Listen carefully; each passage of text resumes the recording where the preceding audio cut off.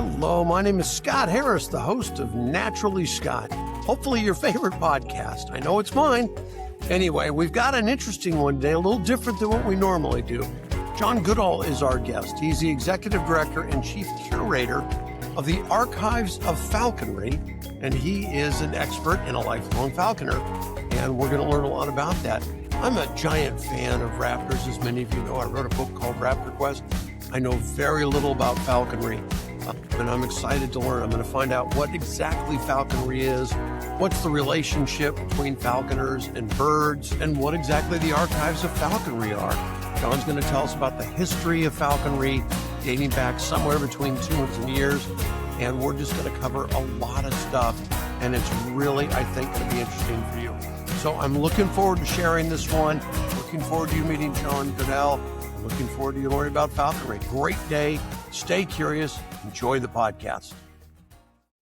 Hello and welcome to this edition of Naturally Scott. I'm your host, Scott Harris, and this is about our 45th podcast. So we are moving along today and having a blast. I'm excited about this today because it's an area that, while I have a love for raptors and have even written a book about raptors, I am not really familiar with falconry at all. And John Goodell is going to change that for us. John, welcome to the show. Well, thanks for having me. You bet. John is the Executive Director and Chief Curator of the Archives of Falconry. Is that correct? That is correct. Okay. We're going to talk about the Archives of Falconry. We're going to delve into your past just a little bit before that. But I have to ask, what does Chief Curator do? Well, it's just essentially being responsible for the curation of on-site exhibits and interpretation, like say the sort of content that we use when we're giving a tour, we're talking to the public. We've developed and installed an exhibit, whether that's a physical exhibit or a virtual exhibit. So sort of being the person to guide I guess you could say, the interpretive content and what we display, how we display it, how we talk about it, how we interpret it, that sort of thing. And also the curation of our collections. So, we have a collections manager that does that work day to day, week to week. But the overall, curation of the collection from the point of view of its composition, the priorities we're going to take or not take, those kind of things. All right. Well, I'm looking forward to diving into those. But let's back up a little bit to absolutely the most basic of all things. What is falconry? Yeah, so falconry, there's a lot of definitions out there but the main, most succinct definition is falconry is the pursuit of wild quarry, and quarry by meaning of prey, like, small prey species. So it's the pursuit of wild quarry with a trained raptor in its natural setting, in the natural setting of prey and the raptors. So, it's really emphasizing the fact that this is it's a hunting activity, a hunting art form. It's about the pursuit of wild quarry the same way that a raptor would pursue quarry in its natural state, but you're just participating. So you've got a trained raptor that's sort of almost allowing you to be an assistant. And so one of the better definitions I've heard is it's the art of convincing a raptor to let you be their assistant. And it's also, it's as much about the hunt as it is about the aesthetic nature of bird flight. So falconers are really drawn to the aesthetics, the beauty of the flight of a raptor, and it's showing off its amazing abilities in the wild. Well, okay, that's fantastic. So these are captive birds then that are usually taken when they're very young. Is that right?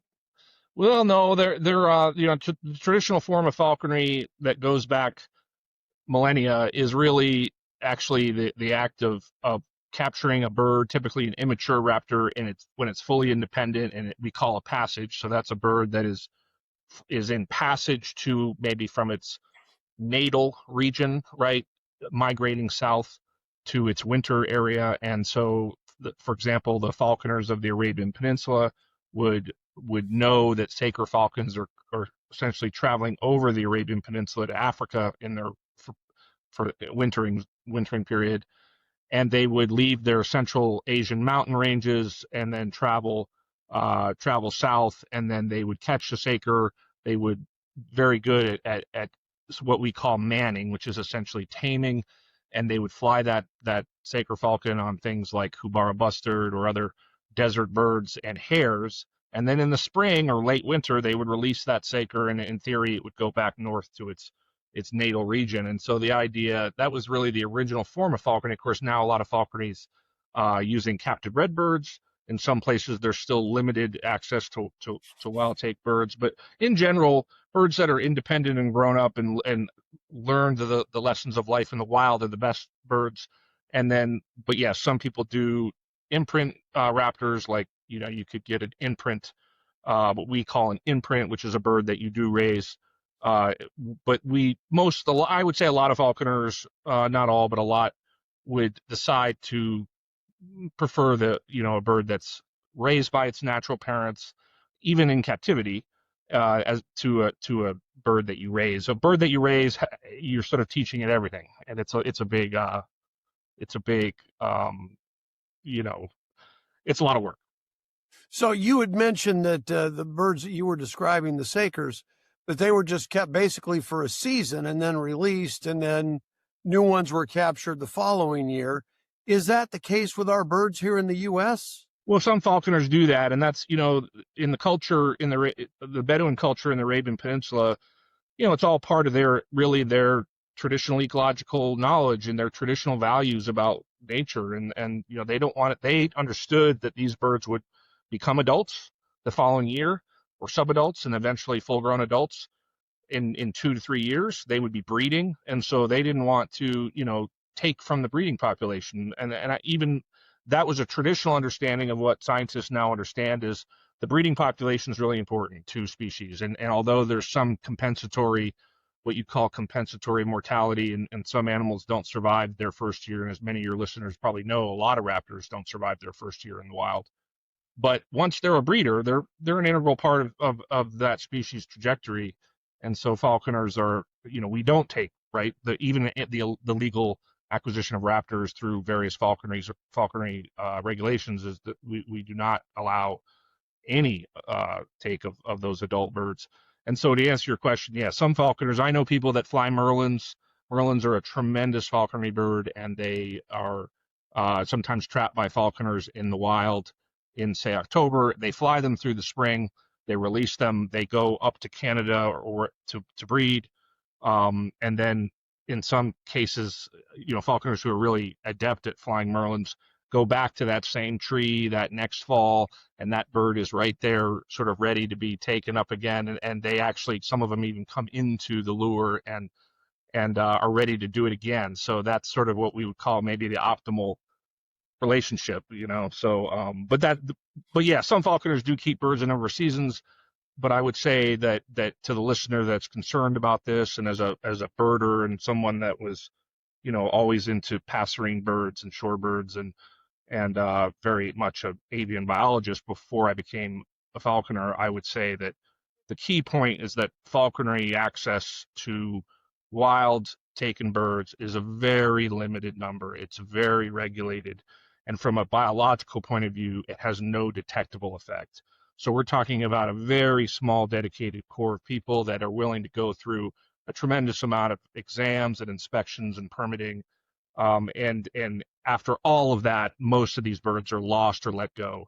So it's a tenuous relationship at best, but it's something that many people feel is worth it to go through all of that effort to try to experience it. And I do want to talk about some of the licensings and permitting and things that are required.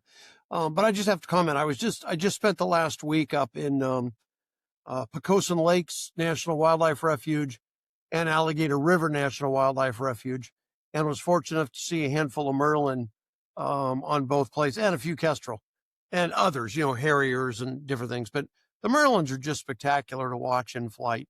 Yeah. I can understand the attraction because I share it. And there is something about watching, which is why when my friends who are birders, when we talk about being birders, I'm really more, they don't have the word yet, but I'm really more of a raptorer than a birder. I am raptors far and away above the rest of the birds, although I enjoy other birds. There is something about a raptor that is absolutely magical. I Yeah. want to talk about how you got involved originally, but you had mentioned this goes back millennia, and I know it's tied to royalty and different things. Take us a bit through the history of this and let us understand the pageantry and the history that's tied to falconry. Sure. Yeah, there's a book, that your listeners can look up. That is the Book of St. Albans. It's on if you go to falconry.org and you go to our collection portal, which is on the collections tab of our website, you can go in there and search this book. But the Book of St. Albans is this sort of curiosity among the history of falconry literature, where it was written by the authorship's a bit in contention, but it's considered the oldest falconry book in the English language, and it's, I believe, circa the 12th century. And that book is sort of like a popular writing on a subject. If you can think of, say, writing on a subject where the person writing the article may not actually be connected to this at all, and it's almost like a popular article that doesn't seem to be very rooted in reality. And the reason I mention that book is because the book is one of the biggest reasons why falconry is so connected to our idea of the monarchs of, say, the Middle Ages, and falconry as connected to royalty. Not that it wasn't connected to royalty, because it very much was, but in fact, of course, this was the Book of St. Albans. Is a characterization of medieval falconry in England, but despite the fact that it actually may be sort of fiction in some of the content in the book, that falconry actually goes back to at least 2,000 years ago, so 200 BC to 200 AD in what is now China, where you have a corroboration of several things: writing that clearly depicts and describes falconry, artwork on tombs and shrines that clearly depict and describe falconry, and then also artifacts and other things like that. If you go even further back into 3500 BC, which of course is over 5,000 years ago, we have some very interesting pottery shards that were collected in what is now Syria, in that region, from an excavation an excavation in the 50s of the 1950s, that has pottery shards showing a figure holding like what looked like two hares, upside down, like a hunter would hold a game they just harvested, with dogs below them. And it's sort of striking. And there's one that's the Hittite culture, what is now Eastern Turkey, where a god figure is standing on a stag or a bull and has a bird. Oh, and that's right, I forgot to mention on the pottery shard, there's a bird on the left fist of the person holding this game. So in the Hittite culture, there's a godlike figure standing on a stag, holding a bird on the left hand, with an upside down quarry like a hare on the other hand. So it sort of looks like a classic, what we call grip and grin, like someone showing the fish they caught or something. But it may be totemic, so we're not sure. We don't want to jump to conclusions because it's the only representation.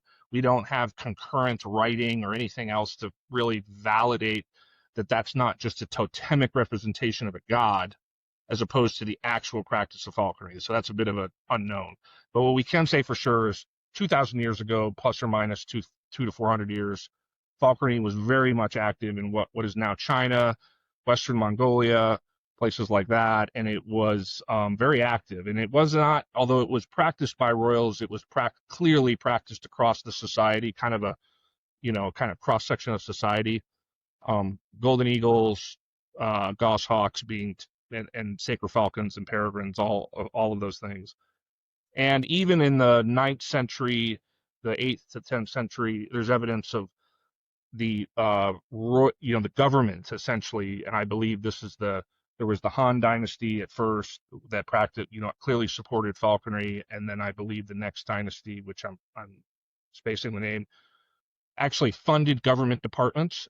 There was the hawk department, that essentially the goshawk department, the falcon department, the hound department, the eagle department, and these were government funded, and they would put on falconry meets. And there's an anecdote of a call for a goshawk meet, a hunting meet, and 10,000 falconers arrived at the meet.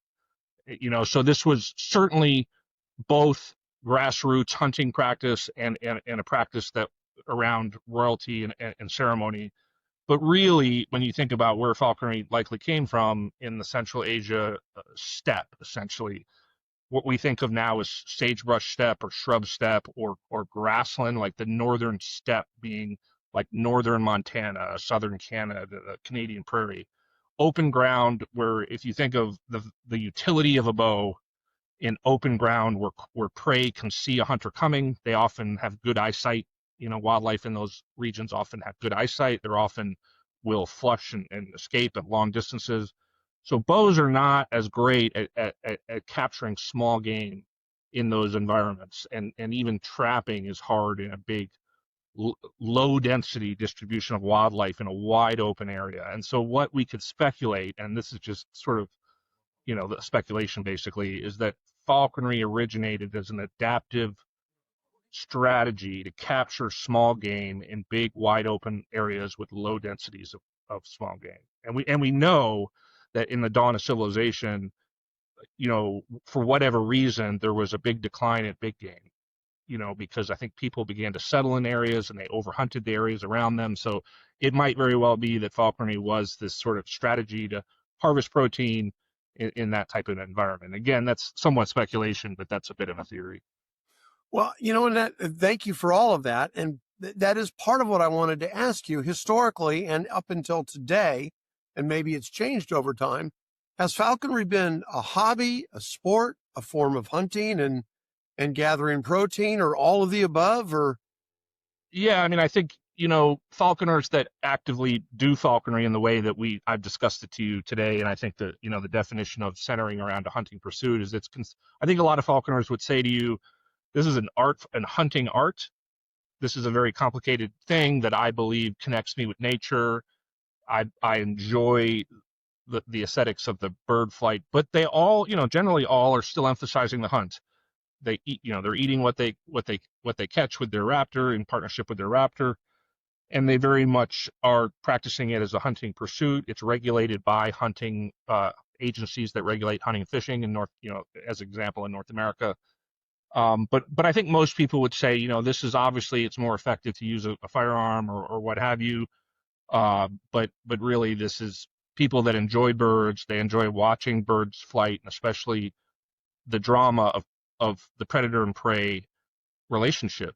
And I think what's interesting about falconers is that they tend to have this deeper, and I wouldn't say deeper than say elk hunters appreciate elk, but certainly more multidimensional. If you're a hunter of say waterfowl or big game, you have this appreciation for those animals and where they live. In falconry, I think you tend to have this appreciation of both predator and prey and how they interact with each other and the realities that they each impose on each other. And so I think from that point of view, falconry is sort of like a ecological hobby in a way. It's a interesting, jumping into that instead of being an observer from afar is most falconers, I think, really, they really are pursuing that experience in a way. I don't know if that makes sense. I think it does, as a matter of fact. And it clarifies a couple things for me and leads to some other questions naturally. Yeah. Or I wouldn't be doing my job as a podcast host, I guess.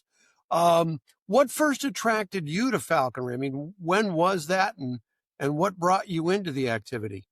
Yeah, so I was a lot of falconers I know start when they're sort of 13 or 14, and they read, either My Side of the Mountain, or they read some book or magazine article about falconry, and that's been historically true for a lot of falconers that we interact with. But I came into it a little bit late. I was a early avian biologist. I started bird banding when I was, I think, 15 or 16, and I was co-running a bird banding station in the Hudson River Valley. And from a very young age, at about 17, I started working seasonally doing bird-related work, being a birding guide, and then working for agencies doing bird monitoring and inventory and monitoring work in Maine, and then in Montana, and then in Utah, and then Wyoming, Idaho, Washington, Oregon.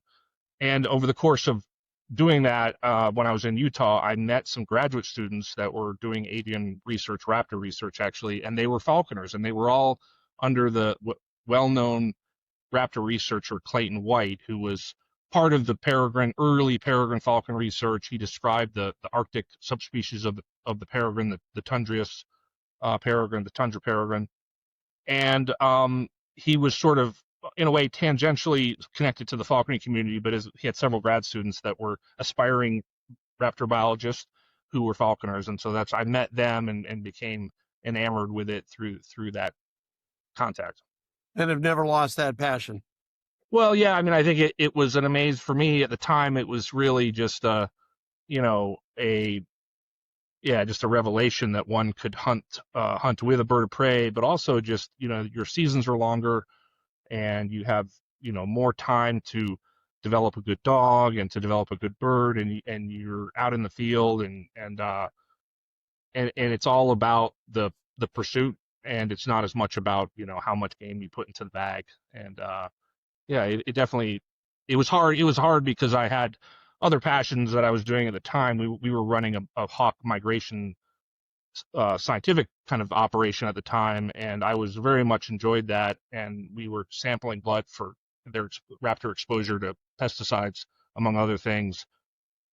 And so I found myself sort of at this crossroads of, do I jump further into this research monitoring career at the time, or what have you, or do I put more effort into really exploring this falconry thing that's really drawing me, and in some ways I didn't abandon my wildlife career by any means, but I definitely jumped both feet into falconry. What was your first bird? But per regulations, you can either fly a red tail or kestrel, and the rationale there is, in Great Britain, sort of, there's very little regulation around falconry, in the sense that you can't take birds out of the wild, but you don't have to take a test, you don't have any vetting, so you can get a bird from a captive breeder, a breeder of captive raptors. You can have that bird, and if you decided you didn't want to be a falconer, that you have the problem of this bird that is captive bred, probably shouldn't be released to the wild. And so in North America, we do it a little differently. Falconers fly an immature red tail or immature kestrel in their immature year. They learn how to make traps and equipment. They learn how to make a hood. They learn how to catch that bird and man that bird and fly that. And if they decide they don't want to continue to be a falconer, they can let that bird go. And in a way, it's no harm, no foul. And so that's the context around the regulations we've adopted. And these were quite stringent. Falconry involves, you have to take a test. You have to have a facilities inspection. You have to find a sponsor who we call, formerly a sponsor, they're like a mentor who legally is sort of signing up to say, I'm going to mentor this person for 2 years. And you have to kind of check those boxes off before you can matriculate to become a regular falconer. So as an apprentice, in my first time doing this, I flew a red-tailed hawk and on rabbits. And that's like many falconers do. And then some others do, they fly a kestrel and often pursue quarry like the Eurasian starling. And so walk me through, I decide tomorrow I want to be a falconer. Yeah. How long, what do I go through? What are the steps and what's the time frame? Yeah, well, you would want to reach out to your state falconry association and say, hey, I'd like to do this. I'm not really sure what to do. And they would someone will contact you. And at the same time, you can make contact with your state fish and wildlife agency, and they're going to have someone in that agency that's assigned to coordinate falconry, and if nothing else, just send you the proclamation, the rules surrounding falconry. So those are the first two steps. And then through one of those contacts, you will make contact with a larger group of people. They will say, okay, you've got to take this test, and the test is at the Fish and Game office. So you'll have several study guides. The state club might help you out and give you some contacts that will help you study for that study guide. Someone might be willing to loan you a book or 2 books or 3 books. You learn some glossary terms. You read those books cover to cover several times. Go take the test. And is it a tough test? I mean, it's not. I mean, you've got to know, I would say, some elemental terms and some basic concepts including some basic raptor identification things, even some tests on eye color of certain species, or, but it's not crazy hard. Someone that's a birder or has spent some time studying birds, you certainly could. It's not crazy hard, but I think you have to get a B or better, or B plus or better. Um, and so that's the basic first step. And then you would basically sign up with your sponsor's consent. You will basically he'll help you build a muse, which is the structure that you put your bird in, outside of your house, which is it's like a place to keep them protected and secure. And then a weathering yard, which is a thing so that, raptors like to be at certain times of the day out in the weather, preen, take a bath, all of that. And so you have to have a good weathering yard, and it has to be enclosed and safe from coyotes or raccoons or house cats or whatever.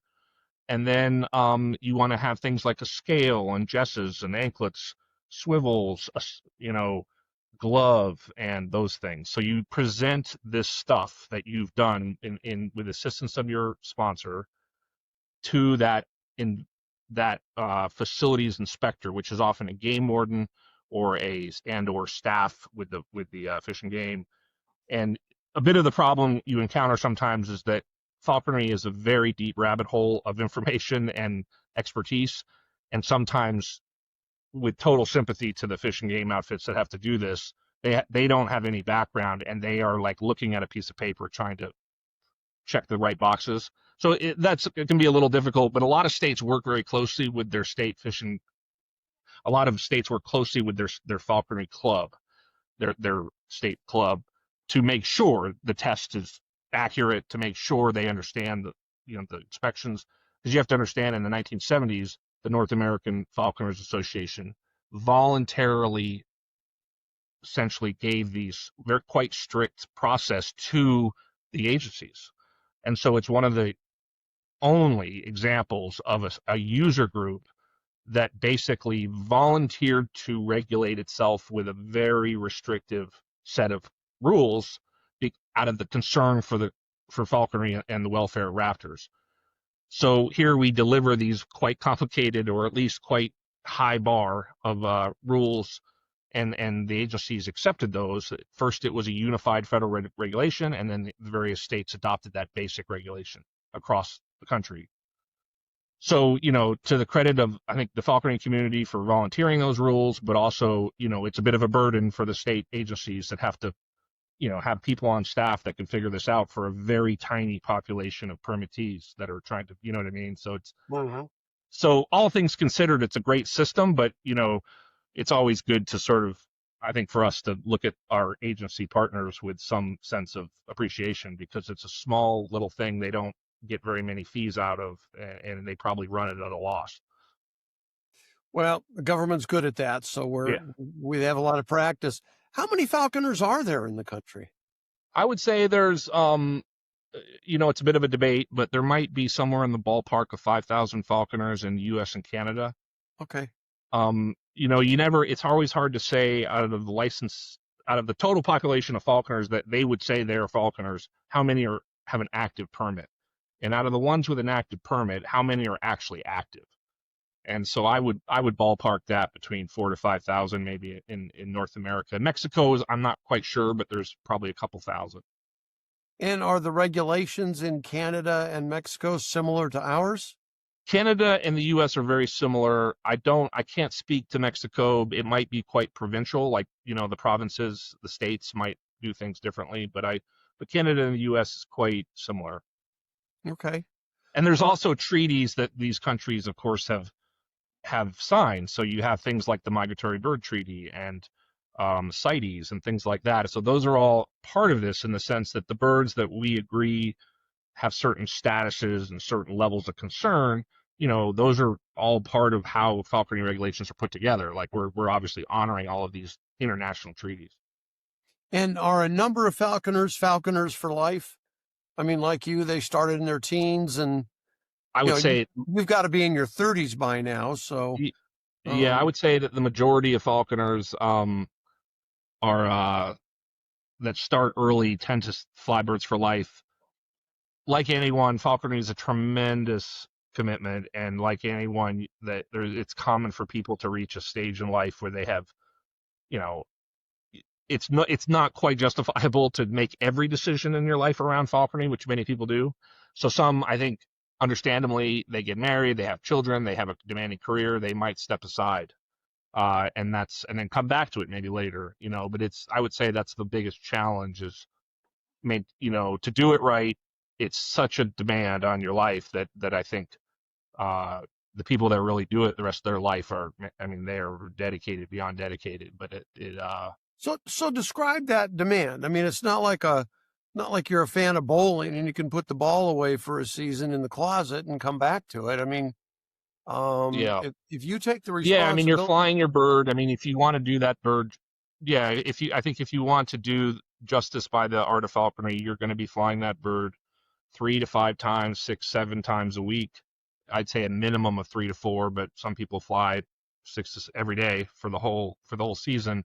The season is set usually from early September to late March, and the reason for that is that I think that bird is flying a lot, and it's fulfilling its own life history to a certain degree. And as opposed to a shortened, abbreviated season, it's also reflecting the fact that falconry just is such a low impact thing to the resource that it sort of makes sense that for us to harvest a duck, we might fly our bird 3 times or over 3 days, and so we just have a lower success rate. So it's a long season. You want to fly that bird a lot.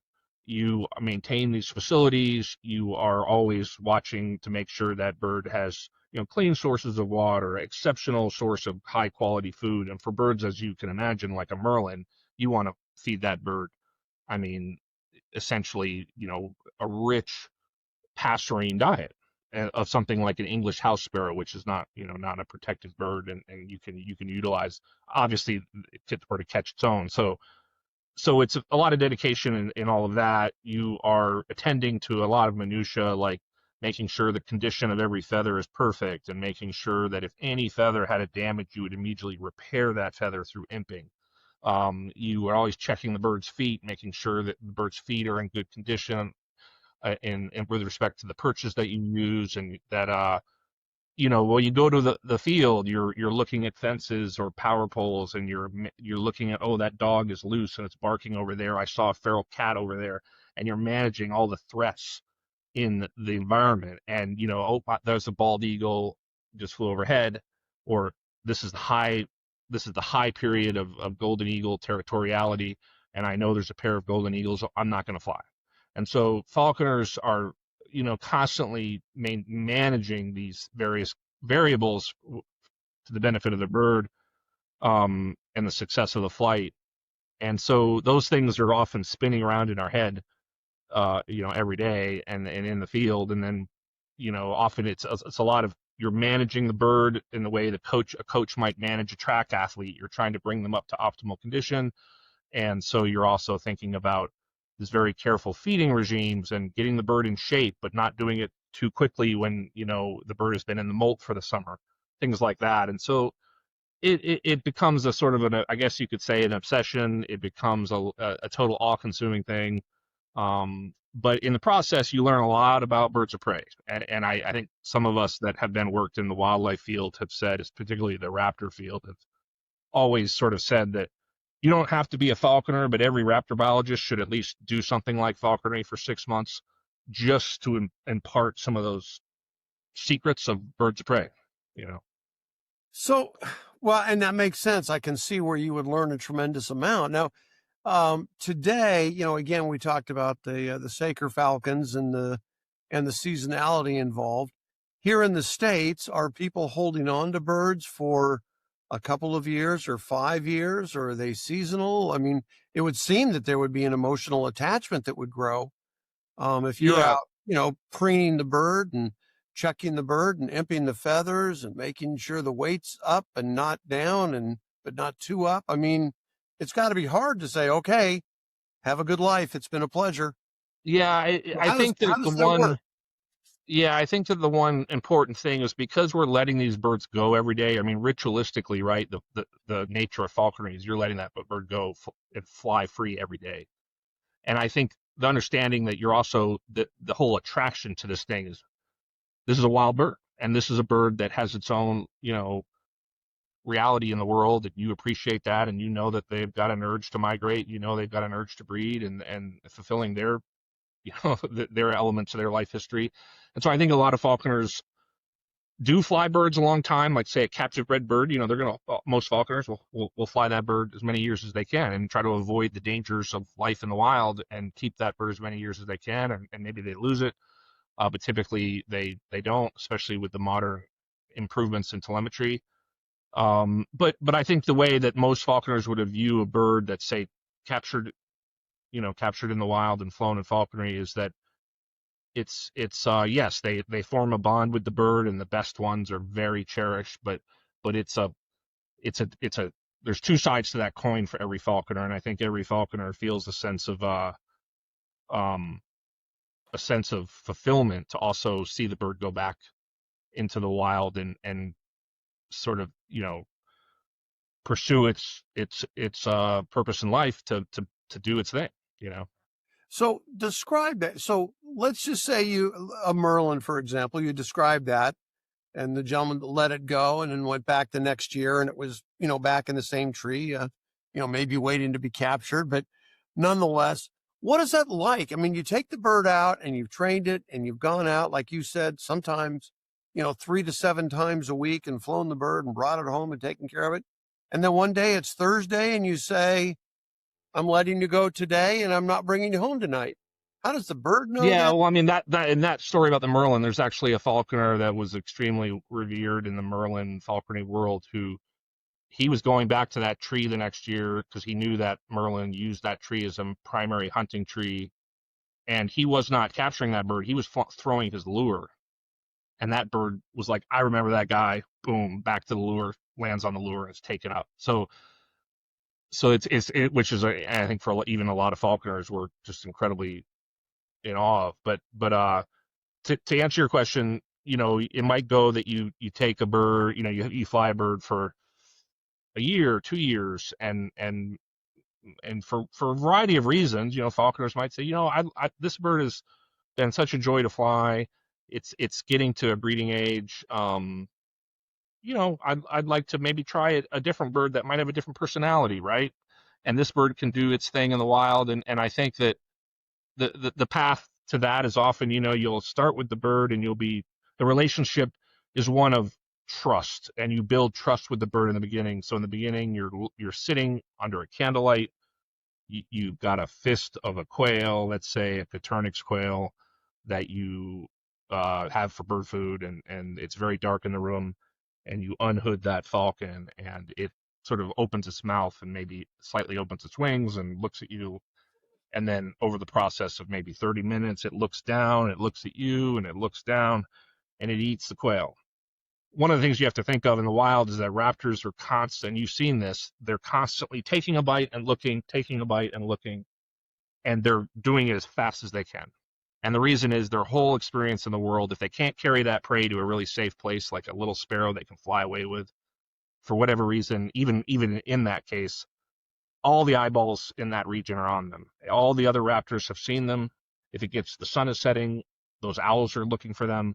The coyotes or the foxes are trying to find them. It's a lot of anxiety. And so the process of a bird in that scenario that I'm describing in the candlelight and the ensuing steps that come from that bird is realizing that I'm safe. I can eat this whole thing. Some of these birds may never have eaten a whole thing. They've always lost it eventually to something. They've been robbed, they've been bumped. So you develop a bit of a trust. Like, this is okay. This guy stands over me, guards me, or whatever. I get to eat this whole thing. This is all right. This is pretty easy. I've been in the wild. I've spent many nights in a roost with an empty stomach. I don't like it. So this is all right. And so you begin to build this sort of, it's not like an affection, but it's like the bird is sort of like a sense of trust in you. And then that graduates to, like, you open more light in the room and you open more and more light. And then eventually the bird flies to your glove or it flies to the lure. And then you go outside and you do it again outside. And then you introduce the dog, and the dogs are all falconry birds. Almost all of them are like, that dog is pretty cool. That dog does not mess with me. It doesn't pick me up. It doesn't try to touch my head, it just flushes game for me. So dogs are a natural thing that most falconry birds bind to very quickly, and I mean very wild birds that have not been in the falconry process very long. And so here you've got this partnership, and you go out and you start to hunt and you become successful, and that's really when the whole thing comes together, and that bird is like, man, have I found the sweet bargain. Not only, will this guy feed me if we don't catch something, but they flush stuff for me, like literally my assistant. And so a lot of birds, they don't all come around to this. And people often in falconry will say, this bird is not coming around and I'm going to let it go. But often they do. And then you have this relationship. But I think what's, to me, is hard to explain to people, because if you're say taking a wild mammal from the wild and you get it very, very tame in a captive setting, that animal may never be able to go back to the wild again, right? We know that with bears, right, or other things. With birds of prey, it's a very quick turnaround. Like, they appreciate it, and they might come years later, come back and find you in the field and fly over your head waiting for you to flush something, 3 years down the road. But in general, when you just stop doing your thing with that bird, you pump up its weight and get it kind of, so that it has a buffer of several days of, if it's not successful, and you minimize some contact. And when you go to let that thing go, man, that thing flies away. It's a wild bird. And the fact that they make that pivot so quickly is, I think, just a part of what raptors are about. I mean, they're very wild in their nature, and so it leaves those of us that are involved in falconry and obviously are working in raptor conservation and science. It's a unique thing to raptors, right? And so there's no doubt that a bird like that that's been flown actively in falconry, it has got maintained physical condition, it's maintained its hunting acumen. When it gets let go, that bird is not going to miss a beat. Wow. I did not know that. That's fascinating. Thank you. Yeah. Walk me through some of the popular species. And So there's the old world. Let's start with differences the old. between them. What attracts different falconers to different kinds of raptors? And There's the old. Let's start with the old world, and I think what's important to think about what tends to happen is the raptors that are the most generalist in their kind of prey preferences are often the ones that work really well in falconry. So in the old world, Eurasia, Europe, and Asia, the ancient traditional falconry species since time immemorial were the peregrine falcon. And you think of the peregrine, arguably the most widely distributed bird, that itself although it's a specialist on birds as a predator, it takes a huge range of birds as prey. And it is very generalist in the sense that it's not just hunting in one type of habitat. It hunts, it's usually wetland, riparian, but it's also marine. It's a wide about a habitat and prey species. Sacred falcon similarly takes birds and mammals, and it's fairly much a generalist in some ways. And then you have the golden eagle. It nests in all kinds of habitats. It takes both birds and mammals. It's also in a way a generalist species. The merlin, which of course we talked about. I mean, the merlin is interesting in and of itself, that it's one of the few tree nesting species that's got such a wide distribution. I mean, it's around the circumpolar essentially. And then the goshawk, and you could argue that the goshawk is probably the most traditional because it takes birds and mammals. It's very good at taking all manner of quarry. It's found in this sort of whole Arctic distribution in the forests of Eurasia and the Americas, although now they split them, whatever. But those are the iconic species of falconry for millennia. And then and they also incorporate a range of quarry sizes, from the merlin that takes sparrows, larks, to obviously the peregrine can take large waterfowl and grouse. Sacred falcon can take even larger birds, and then the golden eagle, which can take even roe deer in Europe. Roe deer is a common quarry for falconers in Europe. And of course, I missed the gyrfalcon. The gyrfalcon is unique. It is very prized because of its horizontal speed. It takes both birds and mammals. It's a very highly intelligent falcon, but there's some downsides to the gyrfalcon being realized in falconry in ancient times in southern latitudes. They typically weren't found in southern latitudes, even during their winter distribution. Gyrfalcons sometimes vagrants come down into the temperate latitudes, but it's not that common. And so, even though gyrfalcon's an iconic species, it's not as I wouldn't argue that it's a common species of ancient falconry as much as those other ones I mentioned. In North America, then you have this really discovery, right, of falconry species. So when Columbus set sail, yes, he was supposed to be really taking this voyage to make direct access to the Orient, following Marco Polo's description of the Orient. And so they were attempting to make this trading trip to the Orient. And of course, unbeknownst to them, they run into the Americas. And they actually first, of course, were, as you know, in the Caribbean, and made first contact with indigenous people there. And one of the little side note here in terms of the discovery of falconry birds in the Americas was that they brought with them a whole tonnage of falconry bells, because they knew that in the cultures of Eurasia writ large, falconry bells were a very tradable item. And then, according to Marco Polo, there were a lot of falconers in the Orient, in the East, in East Asia. And so he, based on that intelligence, they brought with them a lot of falconry bells. And of course, they ran into the Americas, and falconry turned out was not practiced in the Americas by indigenous people, which we can talk about later. But they were very, very interested in the bells. And so when you go to a powwow today and you look at, or you watch, say, a clip of a powwow dancers, the bells that are often sewn into the fringes of the leggings or on the feet, or what have you, were often that is the direct descendant of the falconry bell trade that started with Columbus. So anyway, the point is that Columbus arrives, and then from there on, the Spanish and Portuguese explorers explore the Americas. Well, one of the things they were sent to do was to discover and bring back falconry birds that were maybe new species. And the second voyage of Columbus, they actually had a falconer sent on that trip by the monarch to do that. And then what ensued was the discovery of some of the hawk eagles of South America, which they were very interested in. But the one that was the most interesting was the aplomado. And it took some sleuthing for some contemporary falconers to figure out this bird they called the alethe or the aletto, what it was. And it turns out it was the aplomado that Europeans were just, thought was this incredible new bird. So there was a little bit of falconry birds coming back to Europe at that time. But fast forward to today, to the 20th century, some of those new birds are the Harris's hawk, which turned out to be this amazing falconry bird, the red-tailed hawk, which is a tremendous falconry bird, and new to falconry at the time of the old world, falconry history.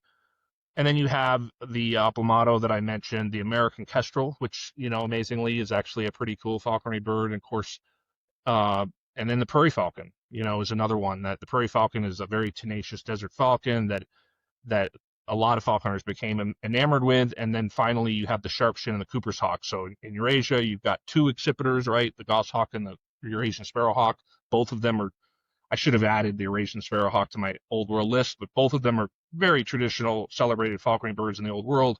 But in the new world, you have the goshawk, but you have these two new ones, the Cooper's hawk and the sharpshin. So take that. I guess that's my long-winded explanation of the change in the classic falconry birds over the centuries.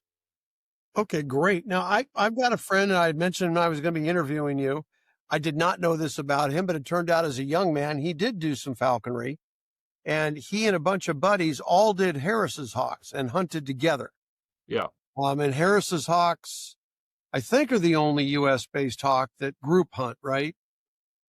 Well, I think that's a good way to put it. That they do hunt in groups.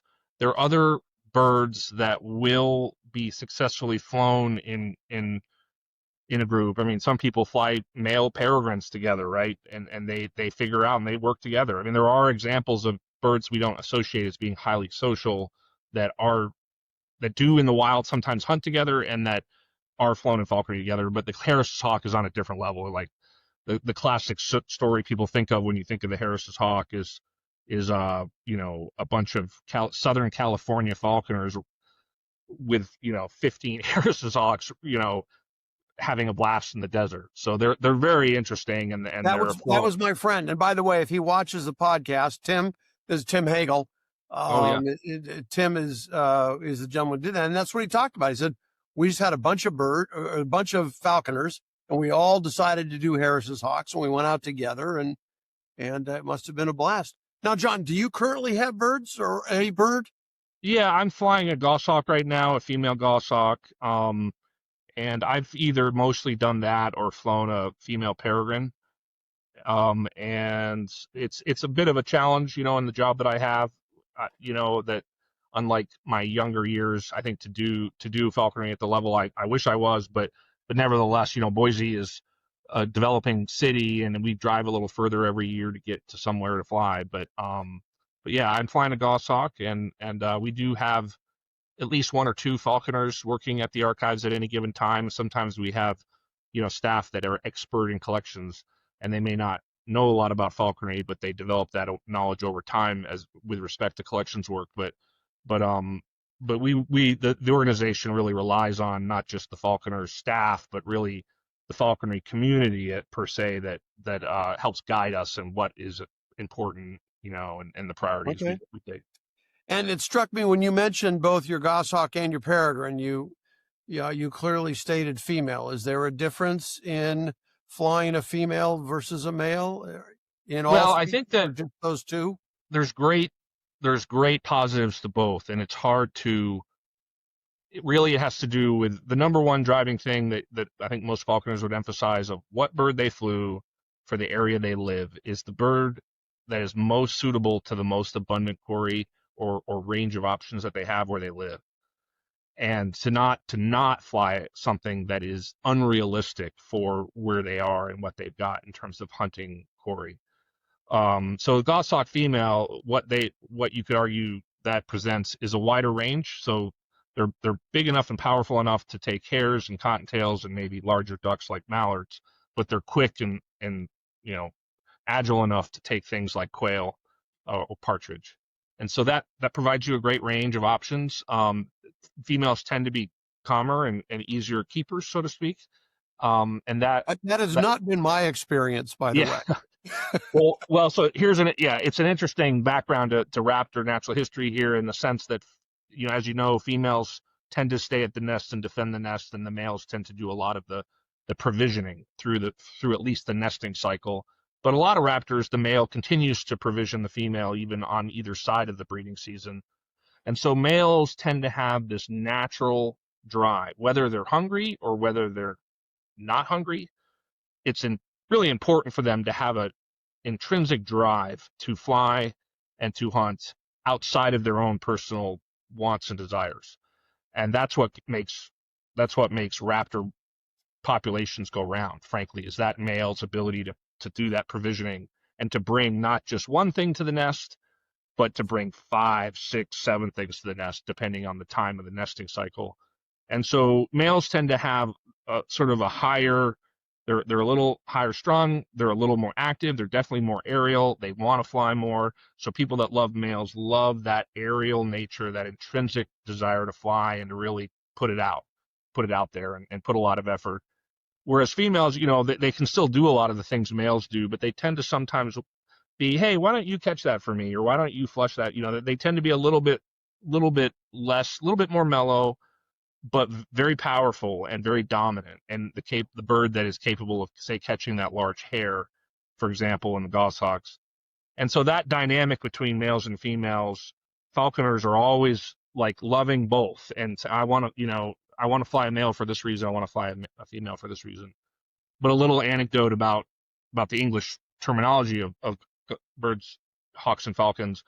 In the Old English, Middle English, the word hawk, Hawke, meant the female. So that was really referring to the goshawk. So if you were in Shakespearean times and you said, I have a hawk, everyone around you would envision a female goshawk. And if you said, I have a tarsal or tiercel, like one third less than, if you said, I have just got a tiercel hawk, or, a tiercel goshawk or something like to that effect, everyone there would say, oh, it's a male. So the tiercel meant male. And similarly for falcon, you would say falcon, I have a falcon. That would intrinsically mean I have a female peregrine. Or a falcon gentle. If you say I have a falcon gentle, that sort of means female peregrine, or it does mean that. And then if you say tarsal falcon, that would mean the male. And so in a way, ironically, the male was given, its description was a third less than, essentially. Well, and there are those who would argue that holds today. We'll see. Hey, before I let you go, tell us about the Archives of Falconry. Yeah, so the Archives is here in Boise, Idaho. We're situated at the World Center for Birds of Prey. We've been here since 1986 at its founding. It was essentially founded by Kent Carney, who is an original board member of the Peregrine Fund, which of course is the organization your listeners probably have heard of that recovered the peregrine falcon. Actually, we had Chris Parrish as a guest. Yeah, you had Chris about a week ago. Yeah, so we were founded under that umbrella of the Peregrine Fund, and Kent Carney. We have separated to be an independent entity, but we're still here with our partner, the Peregrine Fund on campus. And we hold the largest falconry heritage-related collection in the world by many times over. We have the largest falconry library in the world, and we have a lot of items of material culture, falconry equipment. We have a lot of artwork, a falconry art collection, sculptures and paintings and drawings. We have a large archival collection, so someone that wants to research Morley Nelson, for example, or Tom Cade, the founder of the Peregrine Fund, or whomever, we have a large archival records collection that includes correspondence and photos and film and all that sort of thing. And we have several exhibits here. So we've got an exhibit interpreting the Bedouin falconry heritage. It's a Sheikh Zayed exhibit supported by the UAE and the family of Sheikh Zayed, who was the late Sheikh Zayed, who was founder of the UAE. And then we have another exhibit that really is the introduction to falconry in terms of falconry's history. We have a really cool timeline of falconry and some examples of some of falconry equipment, along with the library itself in a way is kind of on display behind special glass with various elements of our collection in book cradles that the people can see through glass. And we also have some of our actual curatorial and collections work on display. So employees who are digitizing, cataloging things that the public can see some of that. So it's an interesting place. I mean, we would like to envelop more or expand more exhibits to show more of what we have, but it's an interesting collection. It's not just the falconry itself, it's the elements around that, like the history of ornithology. A lot of the ancient books we have books dating to the 12th century, 13th century, and our book collection is over 7,000 volumes, and it incorporates the history of falconry in a way is intertwined with the history of ornithology, with the history of essentially natural history sciences. Of course, you have to understand that the early falconer authors were not seeking to show the evidence of God in nature like so many of we think of as our early biology authors that in the 17th or 18th, 19th centuries were very much religiously motivated. Falconers wanted to know how to do falconry and wanted to understand raptors for what they are so that they could actually practice falconry better. And so a lot of the work here is very interesting in that history of science genre, ornithology. It's also dogs and the hunting dogs. There's a lot of stuff we have in the collection, but also really art and bird art. People that are interested in bird art, we've got a huge amount of that in our collections, not just as framed art or other types of art, but in the books themselves as illustrations. So you can learn a lot about the history of bird illustration from our collection. Anyway, I could go on and on, but it's more than falconry, I would say, for people that are not necessarily interested in just learning about falconry specifically. Well, I will look forward to visiting my next trip to Boise and maybe going out with you and watching you fly, because I've never seen that before, and I'd love to. Yeah, well, check out, you and the listeners, check out falconry.org. You'll see on there some virtual exhibits that talk about some of the stuff we discussed today, including the timeline of falconry, which is one I would really recommend. There is a video channel. We have a YouTube channel and then a bunch of video resources, a collections portal, which allows you to search our collection. Our collection is a vast collection that is actually a huge amount of it is digitized and online. So just those things right there, I think, will keep someone that's interested really, for days, frankly. So, well, that's fantastic, John. Thanks for being a guest. Thanks for the work you're doing. Hey, if you're listening and not watching, my email is scott@naturallyscott.com. If you've got questions for me, send me an email. If you've got questions for John, send them to me and I'll forward them on to John. And I'll throw my email up if you're watching on YouTube. But again, scott@naturallyscott.com.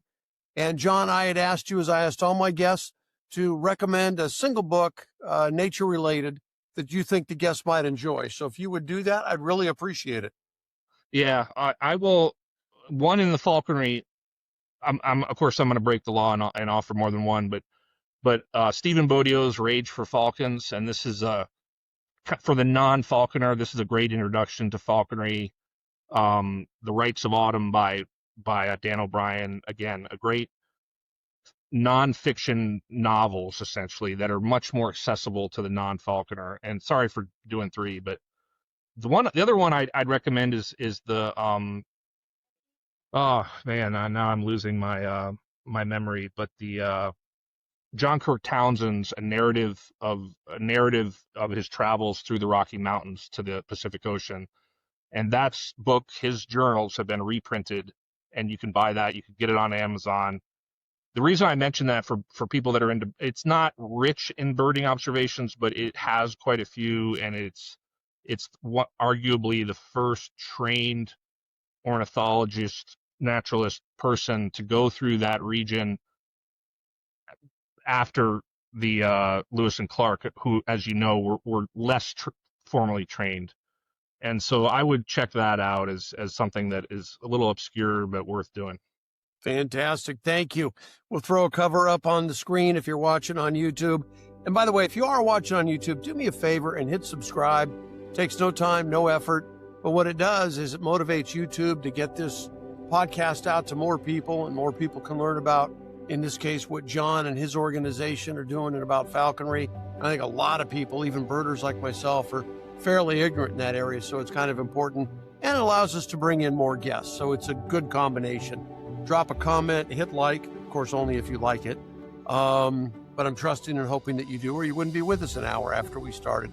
John, thank you so much, man. I really appreciate you being here today and sharing some of this. It's fascinating. I will look forward to reading a couple of the books and learning even more, and maybe bugging you with a question or two. And as I wrap up, as I always do, I tell the guests, as often as you can, get outside. Outside can be your front porch or your local park or a national park or a safari somewhere, but get outside and enjoy nature in whatever way you do. And every time you do, I ask you to be safe and stay curious. Thank you so much. John, really appreciate you being here. Yeah, no problem. Thank you.